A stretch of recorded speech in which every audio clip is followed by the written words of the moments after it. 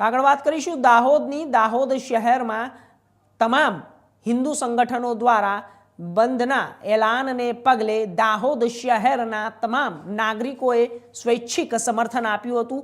નગરના તમામ વેપારીઓ એસોસિએશન અને નાગરિકોએ પોતાના ધંધા રોજગાર બંધ રાખ્યા। બસ સ્ટેન્ડ વિસ્તાર, રેલવે સ્ટેશન રોડની બંને બાજુ દુકાનો, બસ સ્ટેન્ડો વિસ્તારના દુકાનો, નેતાજી બજાર, પડાવ, એમજી રોડ, તળાવ, ફળિયા, ગોધરા રોડ અને માર્કેટ યાર્ડ વિસ્તારની તમામ દુકાનો બંધ રહી હતી। ફેરિયાઓએ પણ પોતાના વેપાર બંધ રાખ્યો હતો। દાહોદના વહોરા સમાજ તથા મુસ્લિમ સમાજે પણ આતંકવાદી ઘટનાને વખોડી કાઢી બંધમાં જોડાયા હતા। આતંકવાદીને કોઈ ધર્મ નથી એવો સંદેશો આપતા સર્વ ધર્મ અને સર્વ જ્ઞાતિના લોકોએ એકજૂથ થઈને બંધને સફળ બનાવ્યો હતો અને અત્યાર સુધી કોઈ પણ અનિચ્છનીય બનાવ કે ઘટના બનવા પામી નથી। બંધ શાંતિપૂર્ણ રીતે ચાલી રહ્યું છે।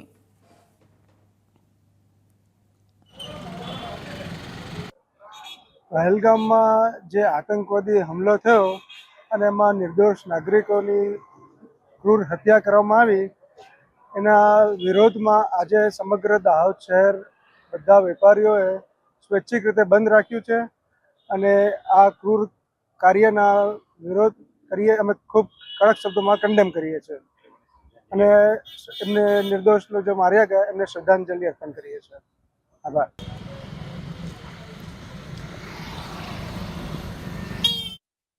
आप जे स्क्रीन पर दृश्यों જોઈ રહ્યા છો તે દાહોદ શહેરના છે। તમામ નાગરિકોએ સ્વૈચ્છિક બંધનું એલાનનું પાલન કર્યું છે અને તે બંધના એલાનમાં હિન્દુ, મુસ્લિમ, શીખ, ઈસાઈ તમામ ધર્મના લોકો આ બંધના પાલનમાં જોડાયા છે। આ બંધનું પાલન એટલા માટે કરવામાં આવ્યું છે કે જે કાશ્મીરની અંદર ઘટના બની છે, આતંકવાદીઓ દ્વારા જે ઘટનાને અંજામ આપવામાં આવ્યો છે તે દરેક મામલા ઉપર અત્યારે હાલ દાહોદની અંદર બંધનું એલાન જોવા મળી રહ્યું છે। આ દ્રશ્યો સુમસાન ત્યાંના જ છે। દાહોદના બંધનું એલાન જે આપવામાં આવ્યું હતું, સ્વૈચ્છિક લોકો જોડાયા હતા। તો આપણે જણાવી દઈએ વેપારી એસોસિએશન દ્વારા જે માર્કેટ યાર્ડ, તો આ વિષય ઉપર વધુ માહિતી માટે અમારી સાથે અમારા સંવાદદાતા દાહોદથી નિહાલ જોડાઈ ગયા છે। નિહાલ, શું અત્યારે જાણકારી મળી રહી છે વિસ્તારની અંદર? અત્યારે હાલ બધા વિસ્તાર સુમસાન દેખાઈ રહ્યા છે। વેપારી એસોસિએશન દ્વારા માર્કેટ બંધની આ જે વાત છે તે કેટલા ટકા સામે આવી છે અને કેવી રીતે અત્યારે હાલ લોકો તેનું સમર્થન કરી રહ્યા છે? જી હર્ષ, હું આપને જણાવી દઉં કે જે 26 લોકોની પહેલગામમાં નિર્મમ હત્યા થઈ હતી તેના વિરોધના પડઘા દાહોદમાં પડ્યા છે। 2 દિવસ પહેલા રેલી કાઢી પાકિસ્તાનનું પૂતળું બાળવામાં આવ્યું હતું અને આજે હિન્દુ સંગઠનો દ્વારા દાહોદ શહેરમાં બંધનું એલાન આપવામાં આવ્યું છે।